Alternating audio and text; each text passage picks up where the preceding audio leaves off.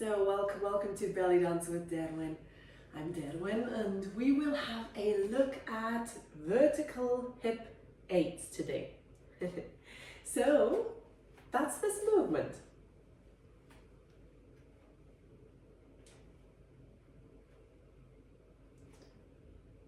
So how do we do that? Maybe you've already checked out the vertical hip circles. So a quick dive into that. You pull up your abs, push them out, let them sink gradually again, the hip, and draw the hip back in again. So you pull up your abs, push out the hip, let it sink gradually and draw it back in again. Basically, with the hip 8, you do that just changing from one side to the other. So when you draw up, when you let it, when you draw up on one side, you pull it in from the other side.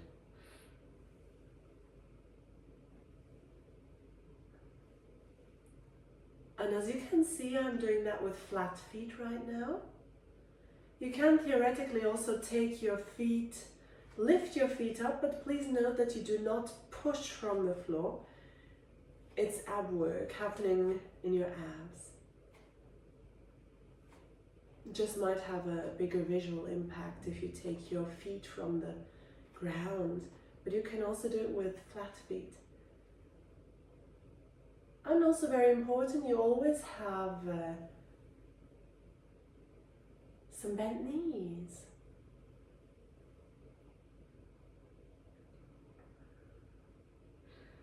Very good. And you can also do that in different sizes and different speeds. So tiny, you can really do it tiny or big.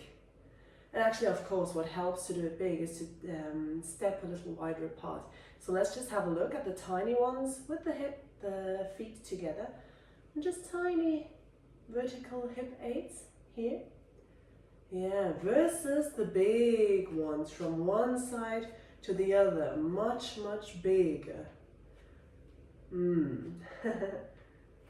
Yeah, so usually you don't make them much bigger than this. You very rarely step out like this. Yeah, you never do that. So hip width apart is very normal to integrate that into the dance.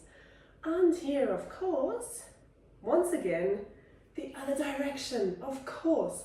So we have the one going downwards right now, which is called Maya in some countries.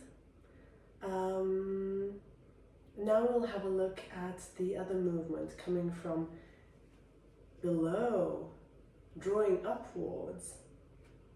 So here, instead of pulling in the abs while your hip is in, you actually first push your hips out and then pull in your abs. Then on the other side, you push your hips out and then draw in the abs. Yeah? So that is the other way around. From bottom to the top. So also this, you can do really small, just here, flat feet, small. Or you can make it much bigger if you step a little wider apart. Big. So of course, also here notice that I'm keeping the upper body isolated in the middle. Of course, for dramatic effects, maybe in a choreography or in a show, wherever, you could theoretically also really go along with the upper body. But that is more for style effect within a choreography. If you want to train it, it's really important to do it as an isolated movement so that you can do it in isolation. All right, so this is the vertical hip 8.